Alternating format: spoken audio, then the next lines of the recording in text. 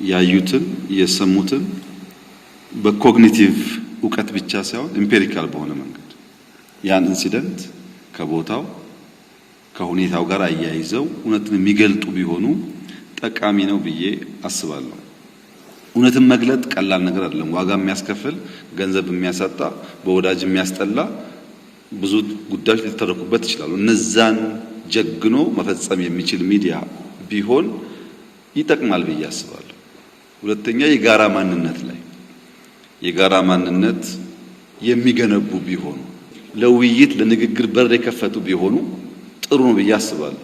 ሀገራዊ ግቦች ላይ መቼም ናሽናል ኢንትረስት የሌለው ወይም በሃውስሆልድ ሌቭል የቤተሰብ ፍላጎት የሌለው አባወራ የለም። የቤተሰብ ፍላጎት ያለው አባወራ ሰርቶ ለፍቶ ደግሞ ልጆቹን ያስተምራል። በሀገር ደረጃም ኮሌክቲቭ የሆኑ ፍላጎቶች አሉ። እነዚያን አንጥሮ ያወቀና ለነዛ የሚሰራ ቢሆን ይመረጣል። ቢቀር ብዬ የማስበው ዋልታ ረገጥ